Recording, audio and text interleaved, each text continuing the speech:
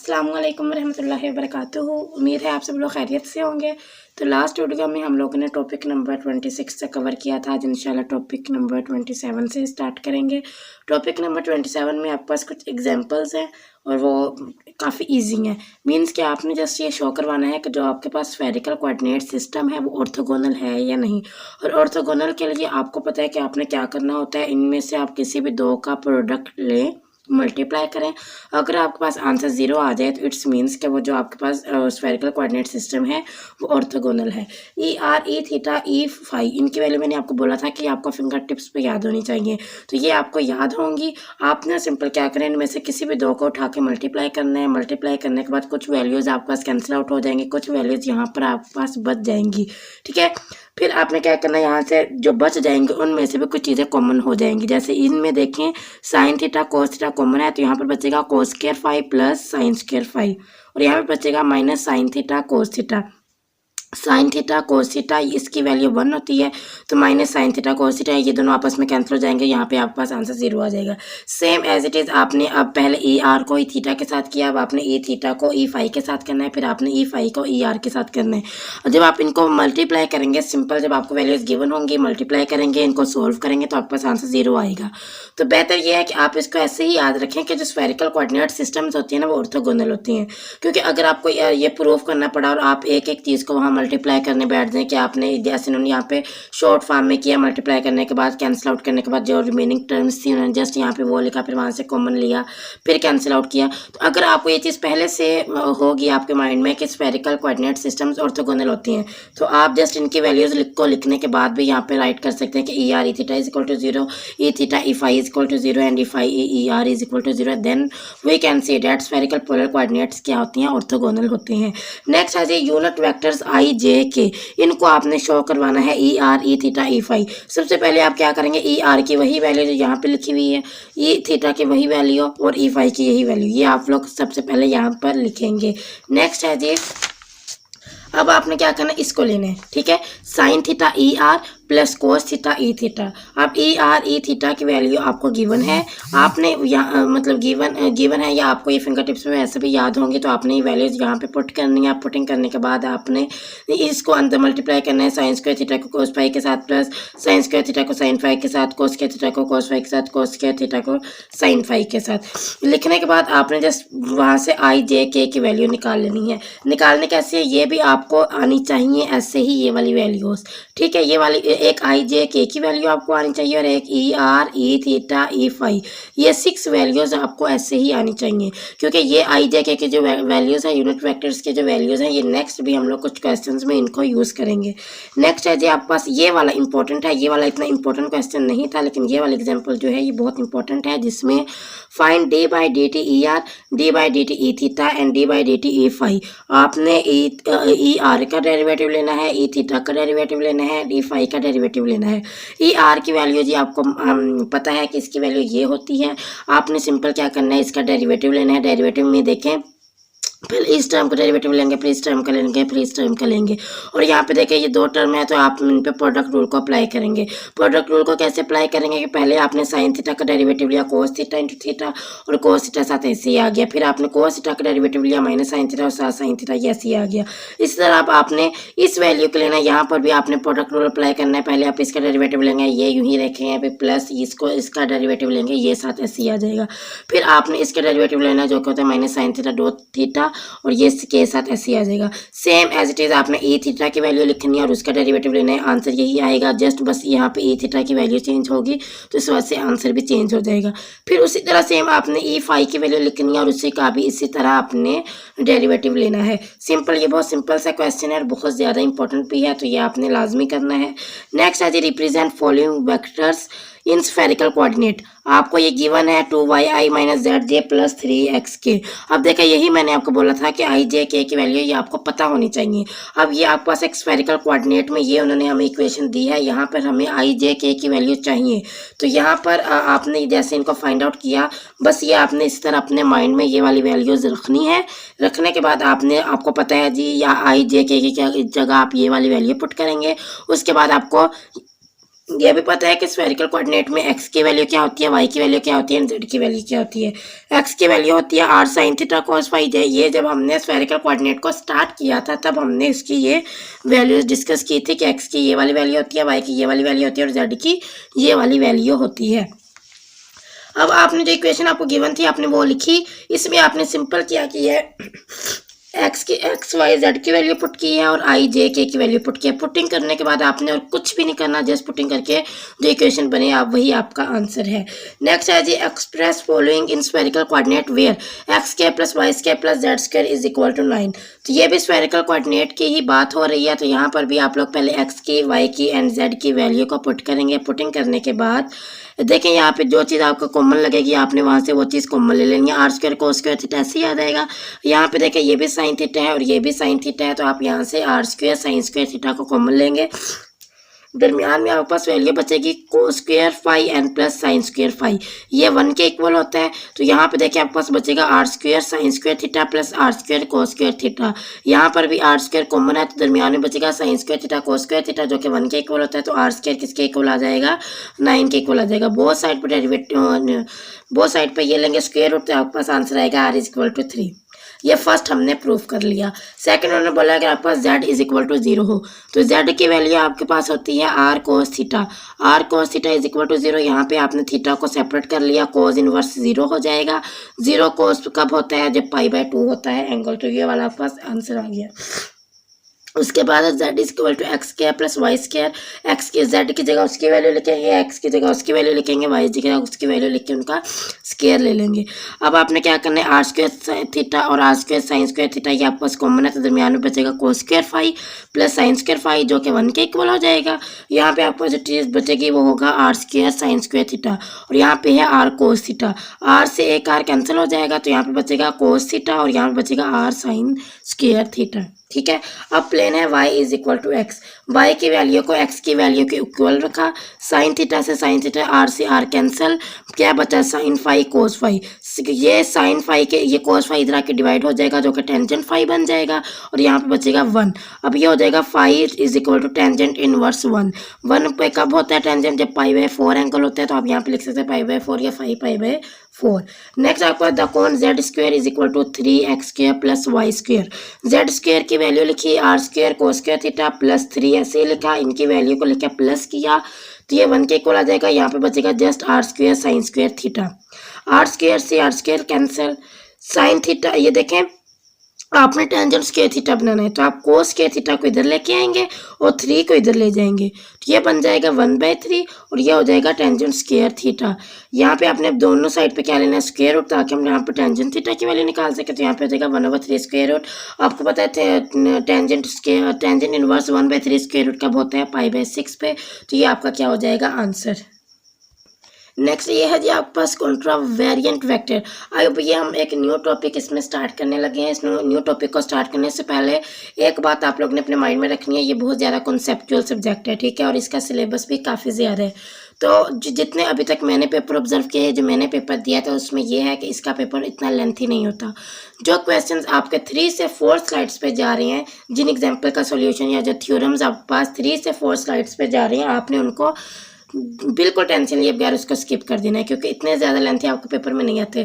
Focus आपने उन पे करना है जो मैक्सिमम 2 स्लाइड्स पे जिनका सोल्यूशन है 1 स्लाइड पे या 2.5 स्लाइड पे जिनका सोल्यूशन आ रहा है। वैसे क्वेश्चन जो है वो बहुत ज़्यादा इंपॉर्टेंट है, उन पर आपने ज़्यादा फोकस करना है, कम करना है। इसका बेशक प्रिपेयर आप कम कर लें, लेकिन आप जो करें उसको बहुत अच्छे से करें, क्योंकि ये एक ऐसा सब्जेक्ट है, ये मिक्स बहुत ज़्यादा होता है। इसमें जितने भी कॉन्सेप्ट हैं वो एंड टाइम पे आके सारी वैल्यूज़ मिक्स हो जाती हैं और पेपर में फिर आप बिल्कुल अच्छा नहीं लिख पाते। तो जितना भी आप कम करेंगे ना तो आप उतना अच्छा करेंगे, जितना कम करें पर उतना ज़्यादा अच्छा करें, ठीक है।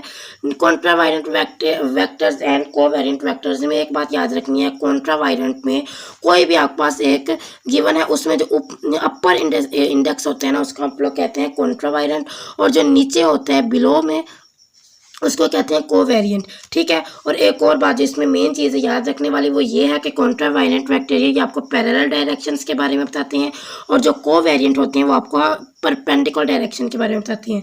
तो ये चीज़ आप लोगों ने हरगिज़ स्किप नहीं करनी। कॉन्ट्रावायलेंट क्या होता है, पैरेलल डायरेक्शन, और कोवेरिएंट क्या होता है, परपेंडिकुलर डायरेक्शंस। इसके अलावा भी कुछ पॉइंट्स आपके हैंडआउट्स में लिखे हुए हैं, लेकिन वो हैंडआउट्स वो पॉइंट्स इतने इंपॉर्टेंट नहीं है, हो सके तो इसको रीड आउट कर लीजिएगा, अदरवाइज जो मेन पॉइंट था उसमें वो यही वाला पॉइंट था। नेक्स्ट है जी फर्स्ट ऑर्डर टेंसर। अब हम वन बाय वन कोवेरिएंट कॉन्ट्रावेरिएंट को हम लोग डिस्कस करेंगे। फर्स्ट ऑर्डर रैंक 1 में, फिर रैंक 2 में, फिर रैंक 3 में। ये इतना टफ नहीं है, आप और से लेक्चर्स लेंगे, प्रैक्टिस करेंगे तो इंशाल्लाह ये आपको बिल्कुल भी मुश्किल नहीं लगेगा। तो एक बात याद रखिएगा, बहुत इंपॉर्टेंट पॉइंट है, tensor of order 1 are actually vectors. ऐसे टेंसर जिनका रैंक 1 होता है, जिनका ऑर्डर 1 होता है, हम उनको वेक्टर्स कहते हैं। ठीक है, नेक्स्ट है transformation law. Transformation law for contravariant and covariant. ये है मेन चीज़, बहुत बहुत ज़्यादा इंपॉर्टेंट चीज़ है। अब आपने इसको कैसे याद रखना है, जब बात हो रही होगी ना कॉन्ट्रावेरिएंट की, उसमें देखें सबसे पहले ये चीज़ें सेम है। एक बात याद रखिएगा, ये दोनों चीज़ें सेम है। सबसे पहले ए आई है, ठीक है, ये चीज़ इसको याद रखिएगा। जो यहाँ पे होगा ना ए, यहाँ पे कोई भी और टर्म यूज़ कर सकते हैं अल्फ़ाबेट्स में से, वही चीज़ आपने यहाँ पे लिखनी है। ठीक है, यहाँ पे ए है तो यहाँ पर भी ए आएगा, यहाँ पे टी है तो यहाँ पर टी आएगा, यहाँ पे कुछ भी है तो वही चीज़ यहाँ पे आएगी। ये चीज़ क्लियर है। सेकंड चीज़ आप लोगों ने याद रखनी है, ये आपने खुद से इंट्रोड्यूस करवाना है। ज़रूरी नहीं कि आप आर ही लें, ये आपकी मर्ज़ी है कि आप कुछ भी ले सकते हैं। तो यहाँ पे हम लोग मोस्टली जो लेते हैं वो आर एस टी ऐसी चीज़ें लेती हैं। ठीक है, तो यहाँ पर मैंने लिखा आर, ए आई से आपने क्या बना दिया, ए आर। ठीक है, अब नेक्स्ट आपने क्या करना है, जो यहाँ पे होगा ना ये ऊपर इसी का इंडेक्स, उसका आपने ऊपर पार्शियल एक्स आई कर देना है, और ये जो ये वाला आपने खुद से लिया हुआ होगा वो नीचे आएगा। ठीक है, ये आर है ना, तो एक्स की पावर आर आप नीचे लिखेंगे, और जो यहाँ पर ऊपर है वही चीज़ ऊपर आएगी। अब नीचे वाला देखते हैं कोवेरिएंट में सेम वही चीज़ है। ए आपने आई को किससे रिप्लेस कर देना है, आर से। अब देखें जो नीचे है वो ऊपर चला जाएगा, और जो नीचे है वो नीचे ही रहेगा। मतलब अगर आई ऊपर है तो यहाँ पर आई ऊपर ही आएगा, अगर आई नीचे है तो यहाँ पर आई नीचे ही आएगा। यहाँ पे अगर आर ऊपर है तो आर नीचे जाएगा, आर नीचे है तो आर ऊपर आएगा। और ये वाली चीज़ जो यहाँ पे है वो यहाँ पे होगी, जो यहाँ पे है वो यहीं पे होगी। ये वाली चीज़ ऊपर होगी, अगर ये ऊपर है तो ऊपर होगी, नीचे है तो नीचे होगी। और जो आप खुद से इंट्रोड्यूस करवाती हैं, अगर वो नीचे है तो ऊपर जाके लिखेंगे, जो ऊपर है तो उसको नीचे आके लिखेंगे। होप तो आपको इसकी क्लियर समझ आ गई होगी। ठीक है, नेक्स्ट है आपके पास एग्जाम्पल में है टी आई। अब आपने टी आई के लिए आपने वही वाला फार्मूला खुद से बना के लिखना है, इसी को देखते हुए टी आई लिखना है। टी आई के बाद आप यहाँ पे टी आर भी लिख सकते हैं, उन्होंने यहाँ पे न्यू टर्म इंट्रोड्यूस करवाई है टी जे, तो टी आर भी लिख सकते हैं, इसमें आपने कंफ्यूज नहीं होना। फिर देखिए टी आई की बात हो रही है तो ऊपर क्या आएगा, आई, जो कि हमने आई लिखा है, और नीचे क्या आएगा, जो यहाँ पे हम लोगों ने लिया है ना न्यू इंडेक्स, वो वाला इंडेक्स यहाँ नीचे आएगा। यहाँ पे हमने न्यू इंडेक्स लिया जे, तो हम वो वाला जे नीचे लिखेंगे। इससे कंफ्यूज नहीं होना कि यहाँ पे उन्होंने ए आई के बाद ए आर लिखा है स्टार्ट में, तो यहाँ पे आपने टी आई के बाद टी जे यहाँ लिखा है, इसको आप यहाँ पर भी लिख सकती हैं टी जे। ठीक है, आप देखें, अगर आप इसको गौर से देखें तो ये 2x2 मैट्रिक है, 2x2 है, 2 डायमेंशनल है। तो आपने एक बार T1 लिखना है और एक बार T2 लिखना है। T1 और T2 की वैल्यू निकालनी है, तो एक बार आपने सबसे पहले क्या करना है, नीचे एक बार पार्शियल x1 लिखना है, एक बार partial x2, partial x1 partial x2, T1 T2 T1 T2। Change कहाँ पे आएगा, पहले आपने दोनों को निकालना है पार्शियल x1 के लिए। मतलब एक बार आपने i की वैल्यू लेनी है 1, जहाँ जहाँ पर i है वहाँ वहाँ 1, और एक बार आपने लेनी है i की वैल्यू 2, जहाँ जहाँ i है वहाँ वहाँ 2 लेना है आपने। और ये आपने सेम रखना है T1 T2 और यहाँ पे partial x1 partial x2 partial x1 partial x2।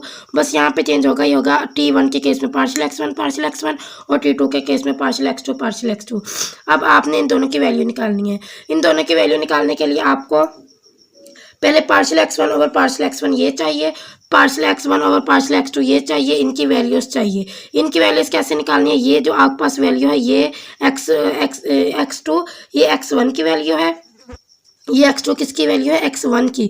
जब आप पार्शियल x1 को x1 के अकॉर्डिंग करेंगे तो ये 0 हो जाएगा, क्योंकि इसमें x2 वाली वैल्यू है, x1 वाली वैल्यू नहीं है। फिर जब आप इसका x2 के ही अकॉर्डिंग जब आप इसका डेरिवेटिव लेंगे, देखिए क्योंकि अब इसमें x2 है तो ये क्या हो जाएगा, 2x हो जाएगा। तो यहाँ पे अब आपने क्या करना है, ये वाली वैल्यू अभी आ गई 2 स्टार्ट में आ जाएगा, तो ये क्या हो जाएगा, x2 का स्क्वायर। अब आपने क्या करना है जी, x2 की आपके पास वैल्यू है x1 x2। अब आपने इसका डेरिवेटिव लेना है x2 का, पहले पार्शियल x1 के अकॉर्डिंग, फिर x2 का पार्शियल x2 के अकॉर्डिंग। जब पार्शियल x1 के अकॉर्डिंग लेंगे तो यहाँ पे एक्स स्क्वेयर बच जाएगा, और जब पार्शियल इसका एक्स स्क्वेयर के अकॉर्डिंग लेंगे तो यहाँ पर x1 बच जाएगा। ठीक है, होप सो आपको इसकी समझ आई होगी। ये वैल्यू आपको क्वेश्चन में गिवन होंगी, आपने यहाँ पे इनकी जगह वैल्यू पुट करनी है। पुट करने के लिए आप एक बार ये निकालेंगे वैल्यू, ये x1 की वैल्यू का पहले आप x1 के अकॉर्डिंग डेरिवेटिव लेंगे, फिर x2 के अकॉर्डिंग डेरिवेटिव लेंगे। इस x2 की वैल्यू का पहले x1 के अकॉर्डिंग डेरिवेटिव लेंगे, फिर x2 के अकॉर्डिंग इसका डेरिवेटिव लेंगे। लेने के बाद सिंपल आपने यहाँ इनकी वैल्यू को पुट करने हैं। t1 लिखने के बाद जहाँ उनकी वैल्यूज थी जो अभी हमने निकाली हैं वो पुट की। ये t2 लिखने के बाद यहाँ पर भी t1 t2 और इनकी ये वाली वैल्यूज पुट की। पुट करने के बाद उनको सिंपली सोल्व किया तो t1 t2 की वैल्यू आ गई। कुछ भी नहीं किया, बहुत सिंपल स्टेप है, जस्ट वैल्यूज पुट किए हैं। वैल्यूज पुट करने के बाद अगर आपके पास टाइम कम हो तो आप सिंप्लीफाई बेशक ना करें, बस वैल्यूज आपने लाजमी पुट करनी है। ठीक है, नेक्स्ट है second order tensor. Second order tensor में है कॉन्ट्रा वेरिएंट टेंसर। अगर आपको फर्स्ट ऑर्डर टेंसर की समझ आ गया ना तो ये आपके लिए कुछ भी मुश्किल नहीं है। इसमें देखें 2 ऑर्डर होंगे आपके पास, इसमें मतलब टी आई जे है। उसी तरह आपने यहाँ टी लेना है, आई जे की जगह अब आपने आर एस ले लिया। सेम वही स्टेप है, बस यहाँ पे पहले आई था, अब हमने 2 यहाँ पे आई जे लिए तो यहाँ पे हमने 2 आर एस लिए। सेम उस तरह आप ऊपर 2 लेंगे, पार्शियल एक्स आई पार्शियल एक्स जे। ठीक है, ऊपर जो आपने आर एस लिए हैं नीचे आप लेंगे partial x r partial x s. ठीक है, जब आप को वेरिएंट के लिए लिखेंगे सेम उसी तरह उन्हीं स्टेप्स को यूज़ करेंगे। नीचे आई जे आ जाएगा, नीचे पार्शियल एक्स आई पार्शियल एक्स जे आएगा, और जहाँ पे जो आप खुद से आर एस को इंट्रोड्यूस करवाएंगे ये ऊपर आ जाएंगे partial x r partial x s. मतलब अगर ये आर एस नीचे ऊपर है तो ये नीचे पार्शियल आएंगे, अगर नीचे है तो ऊपर पार्शियल जाएंगे, और आई जे जो ऊपर है वो ऊपर ही रहेंगे जो कि यहाँ पे होंगे। ठीक है, यहाँ वाले ऊपर है तो ऊपर रहेंगे, नीचे है तो नीचे रहेंगे। लेकिन जो हम खुद से यहाँ इंट्रोड्यूस करवाते हैं ये अगर नीचे है तो ऊपर जाएंगे, ऊपर है तो नीचे आएंगे। मिक्स टेंसर में क्या करना है, मिक्स टेंसर में है कि आपके पास ऊपर होगा एक आपके पास नीचे होगा, तो यहाँ पर भी आपने एक ऊपर खुद से इंट्रोड्यूस करवा दिया, एक नीचे खुद से इंट्रोड्यूस करवा दिया, टी आर टी एस। अब देखें पार्शियल एक्स आई लिखेंगे, ये ऊपर है, नीचे क्या लिखेंगे पार्शियल एक्स जे लिखेंगे। ठीक है, ये तो आपने लिख लिया है, ऊपर ये ऊपर जाएगा और ये नीचे आएगा। अब आपने ये लिखना है, आर ऊपर है तो पार्शियल एक्स आर नीचे आएगा, एस नीचे है तो पार्शियल एक्स एस ऊपर चला जाएगा। मतलब ये और ये हो जाएंगे, और ये यहाँ आ जाएंगे। ये ऊपर वाला नीचे, नीचे वाला ऊपर, और ये जो ऊपर वाला ऊपर ही रहता है, नीचे वाला नीचे ही रहता है। तो ये होप सो कि आपको इसकी समझ आ गई होगी, इतना टफ नहीं है ये। ठीक है, नेक्स्ट आपके पास है, आपने 2 लेनी है S I and T I, उनको आपने मल्टीप्लाई करवाना है। मल्टीप्लाई करवाने के बाद आपने यू आई जे बनाना है। ठीक है, एस आई लें खुद से, एस आई लिया, एक फिर आपने टी आई लिखी, एक एस आई लेना है और एक टी आई लेना है। एस आई लेंगे टी आई लेंगे, यहाँ पे खुद से एस और यहाँ पे आपने जो खुद से इंट्रोड्यूस करवाया वो आपने आर करवाया। ऊपर क्या आएगा पार्शियल एक्स आई और यहाँ नीचे क्या आएगा पार्शियल एक्स आर। इसी तरह ऊपर क्या आएगा पार्शियल एक्स आई ये वाला, और नीचे क्या आएगा पार्शियल एक्स एस। इन दोनों को आपने क्या करवाना है प्रोडक्ट लेना है। प्रोडक्ट लेने के बाद आपके पास क्या आंसर आना चाहिए यू आई जे। ठीक है, बस ये प्रोडक्ट लिखने के बाद नीचे आप लिख दें यू आई जे के इक्वल है। यही चीज़ हमने यहाँ पे प्रूव करनी थी। नेक्स्ट है जी आपके पास tensor of arbitrary order. Arbitrary order में ये आई जो आप ऊपर ले रही हैं ये भी नेक्स्ट अपनी मर्जी तक पी तक चला जाएगा, और ये वाला भी अपनी मर्जी से क्यू तक, मतलब अप टू सोन इन्फिनिटी वाला लेना है आपने। फिर उसी तरह आपने टी को लिखना है, इसके भी जो इंडेक्स लेंगे इन्फिनिटी तक और इसके इंडेक्स भी इन्फिनिटी तक। फिर जो आप partial x i two partial r one partial r two, ये वाला जो आपने ऊपर लिया, जो आपने यहाँ आई वाला लिया था वो आपने ऊपर लिया, जो आपने नीचे लिखा था ये आपने नीचे लिया, जो आपने यहाँ खुद से इंट्रोड्यूस करवाई वो भी आप नीचे लिखेंगे, और यहाँ जो नीचे इंट्रोड्यूस करवाई आप ऊपर लिख देंगे। सिंपल, बस वैल्यू को आपने इन्फिनिटी तक ले जाना है, मतलब अप टू सो ऑन कर देना है बाकी, और यहाँ पे कुछ भी चेंज नहीं है। नेक्स्ट है जी आपके पास क्वेश्चन, ये इतना इंपॉर्टेंट भी नहीं है, ये वाली चीज़ आपके पास इंपॉर्टेंट है। इसमें क्या है, इस क्वेश्चन में और आपने कुछ भी नहीं करना, सिंपल आपने थर्ड ऑर्डर टेंसर का एक फार्मूला बनाना है जिसमें कॉन्ट्रा वायरेंट में आपके पास 2 हो, यहाँ पे 2 इंडेक्स हो, और यहाँ पे को वेरिएंट में 1 हो। मतलब आपने तीन ऑर्डर का एक फार्मूला बनाना है जिसमें 2 आपके पास इंडेक्स कॉन्ट्रा वायरेंट में हो, मतलब ऊपर हो, और एक आपके पास क्या हो इंडेक्स नीचे हो। तो चलिए जी बनाते हैं, बहुत सिंपल है। आप उस तरह टी लिखेंगे खुद से। अब आई जे की जगह पे आपने आर एस को इंट्रोड्यूस करवा लिया, के की जगह आपने टी को इंट्रोड्यूस करवा लिया। अब क्या करना है, सबसे पहले पार्शियल लिख लेते हैं आई और जे का, पार्शियल एक्स आई पार्शियल एक्स जे, और नीचे क्या लिखेंगे पार्शियल एक्स के। ठीक है, अब आपने क्या करना है, आपको पता है आर एस ऊपर है तो इनके पार्शियल नीचे लिखेंगे, टी का नीचे है तो इसका पार्शियल ऊपर लिखेंगे। सिंपल, ये आपका फार्मूला बन गया। आई जे जो ऊपर यहाँ पे होती है ना, इनके पार्शियल ऊपर ही लिखते हैं, नीचे है तो नीचे इसका नीचे ही लिखना है। लेकिन जो हम खुद से इंट्रोड्यूस करवाते हैं वो अगर ऊपर हैं तो इनको नीचे लिखना है, वो अगर नीचे हैं तो उनको ऊपर लिखना है। ठीक है, ये आपका फार्मूला बन गया। ओके, नेक्स्ट है जी आपके पास, आपने इसका फार्मूला अब लिखना है। बहुत ही इजी है, सिंपल। आपने क्या करना है, एक टी आई जे के एल एम का फार्मूला लिखना है, एक टी आई जे के आई जे का फार्मूला लिखना है, और कुछ भी नहीं करना। चलो स्टार्ट करते हैं। आई जे के एल एम, इनकी जगह आपने ऊपर दो इंडेक्स इंट्रोड्यूस करवाने हैं, इसकी जगह आर एस करवा लिए। के एल एम की जगह पे आपने अपनी मर्जी से टी यू वी लिख लिया। अब सबसे पहले पार्शियल लिखते हैं, पार्शियल एक्स की पावर आई, पार्शियल एक्स की पावर जे, पार्शियल एक्स की पावर के, पार्शियल एक्स की पावर एल, पार्शियल एक्स की पावर एम। फिर जो आपने खुद से इंट्रोड्यूस करवाई, आर एस ऊपर इंट्रोड्यूस करवाया तो इनके पार्शियल नीचे, टी यू वी नीचे इंट्रोड्यूस करवाया तो इनके पार्शियल 1 बाय 1 ऊपर लिख दिए। इस तरह अब आपने क्या करना है, टी आई जे के आई जे, इसके लिए आपने उसी तरह सारे पार्शियल्स लिख लेने हैं। आई जे की जगह आर एस, के आई जे की जगह टी यू वी। ठीक है, आपने अब क्या करना है, ये पार्शियल एक्स की पावर आर, पार्शियल एक्स की पावर एस नीचे, पार्शियल एक्स की पावर टी, पार्शियल एक्स की पावर यू, पार्शियल एक्स की पावर वी ऊपर। इसके इस तरह आई और जे के पार्शियल ऊपर, के आई जे के पार्शियल नीचे। अब सिंपल उन्होंने इस चीज़ को ऐसे ही लिख लिया। अब उन्होंने पता क्या किया है, जो आई और जे वाले थे, पार्शियल एक्स आई पार्शियल एक्स जे, उनको लिखने के बाद जो था partial x u partial x r, उसको सेपरेट किया। और जो partial x j partial x k, इसको पार्शियल एक्स आर और पार्शियल एक्स एस। अब देखिए ये बात आप लोगों ने याद रखनी है, अगर आपके पास ऊपर आई और नीचे जे हो, ठीक है, ऊपर भी आई हो नीचे भी आई हो, देखिए यहाँ पर भी आई है यहाँ पर भी आई है, लेकिन यहाँ पे क्या है, यू एंड आर है, तो आप इसको ऐसे लिख सकते हैं, एस यू नीचे आर, ऊपर यू नीचे आर। इसमें भी देखें ऊपर भी जे है नीचे भी, यहाँ पे जे होगा, सॉरी ये गलत लिखा हुआ है, ऊपर जे नीचे, ऊपर भी अगर सेम है नीचे भी सेम है, तो आप इसको ऐसे लिख सकते हैं। पहले आप ऐसे लिखेंगे, इधर वाला यू वाला और इधर एस वाला, ये ऐसे आ जाएगा। और जो चीज़ बच गई, ये पार्शियल एक्स की पावर की, पावर एक्स की पावर का, ये बच ऐसे ही आ जाएगा। ये वैल्यू जब आपके पास ऐसे बन जाए, जिसमें एक पार्शियल ऊपर हो एक पार्शियल नीचे हो, सेम हो, तो इनके पास जो ये वाले होते हैं, इनको हम इसके फॉर्म में लिख देते हैं, एस यू आर, और इसका भी ये वाले सेम है दोनों, तो ये हो जाएगा एस यू एस। ठीक है, इस तरह अब आपने कोरोनिकल डेल्टा के लिए याद रखना है, कोरोनिकल डेल्टा इसको कहते हैं एस आई जे को, जिसमें अगर आपके पास 1 आंसर आ रहा है इसका मतलब आई किसके इक्वल है, जे के इक्वल है। अगर आपके पास 0 आ रहा है तो इसका मतलब है I is not equal to जे है। ठीक है, ये तो चीज़ आपने, मैं कहती हूँ फिंगर टिप्स पे रट लें इसको, ये आपके एमसीक्यूज में समझ लेके आ चुका है। एस आई जे के लिए आपको पता है कैसे लिखना है, D X I D X J. सबसे पहले आप लोग क्या करेंगे, D X I over D X K, D X two over D X J, D X K over D X L, ये ऐसे लिखा हुआ है, S I J partial x I over partial x J. ठीक है, फिर उन्होंने partial x आई partial x J लिखने के बाद खुद से इंट्रोड्यूस करवाया पार्शियल एक्स एल को ऊपर भी नीचे भी, पार्शियल एक्स के को ऊपर भी नीचे भी, ये एल और ये एल वाला, ये के एंड के वाला। फिर उन्होंने क्या किया, partial x I and partial x के को उन्होंने सेपरेट लिख लिया।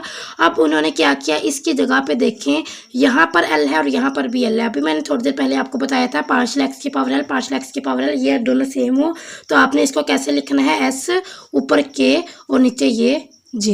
इस चीज़ को हम नहीं लिखेंगे, एक ये टर्म आएगी और ये वाली टर्म आ जाएगी। तो ये आपके पास आंसर है ये, और ये थोड़ा सा इंपॉर्टेंट क्वेश्चन है, अगर आपको नहीं समझ आई तो वीडियो में कमेंट में बताइएगा, मैं नेक्स्ट वीडियो में इंशाल्लाह फिर से क्लियर करवा दूंगी। और अगर आपको किसी क्वेश्चन में कोई भी कन्फ्यूजन है, आप मेरा ग्रुप ज्वाइन कर सकते हैं डिस्क्रिप्शन से, तो इंशाल्लाह आपको मैं वहाँ सारे कॉन्सेप्ट क्लियर कर दूँगी। अगर आप मेरे चैनल पर न्यू हैं तो काइंडली सब्सक्राइब करके जाइएगा। अपना बहुत सारा ख्याल रखिएगा। जज़ाकल्लाह, अल्लाह हाफिज़।